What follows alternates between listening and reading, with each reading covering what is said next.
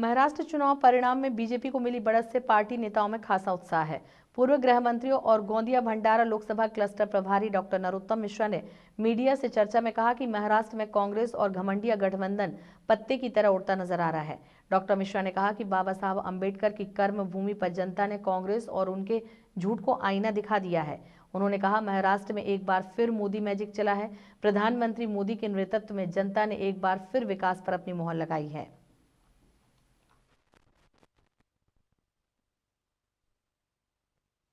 बताता भी रहा कि मोदी मैजिक चलेगा, मोदी जी का विकास चलेगा।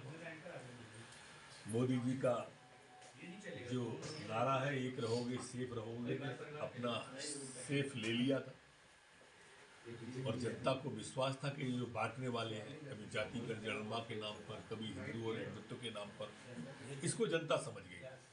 वो संविधान की किताब दिखा दिखा के लोकसभा में जो एक बार भ्रम में इन जनता को ले आए, ये बाबा साहब की कर्म भूमि है। विदर्भ का इलाका और महाराष्ट्र का इलाका, आप देखो क्या हालत कर दी है। वो ये झूठ बोला उन्होंने संविधान को लेके, तो आज ये हालत कर दी है उस स्थान की कि कांग्रेस पत्ते की तरह उड़ गई और उस महागाड़ी गठबंधन के वो ईडी गठबंधन वाले लोग, घमंडिया गठबंधन वाले लोग, सब के सब पत्ते की तरह उड़ते दिखाई दे रहे हैं महाराष्ट्र में आपको। और मोदी जी के नेतृत्व में महायुति गठबंधन पूरी 2/3 बहुमत के साथ आ गई। ये अब यही कहते मिलेंगे। और पिछले इतिहास चुनावों का देखो, जैसे हरियाणा में जब हारे तो गड़बड़ हुई है, चुनाव आयोग पहुंच गए।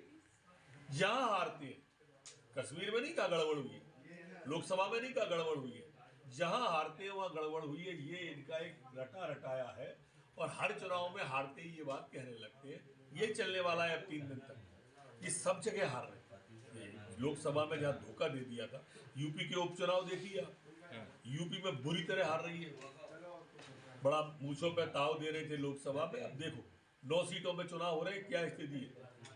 आप देखिए मध्य प्रदेश का, आप देखिए बिहार का, आप देखिए महाराष्ट्र का, सफाया हो रहा है सब। भाई देखो, बांटने वाले जो नारे लगाए लोगों ने जाति जनगणना के नाम पे, हिंदुत्व के नाम पे, वो जनता समझ गई।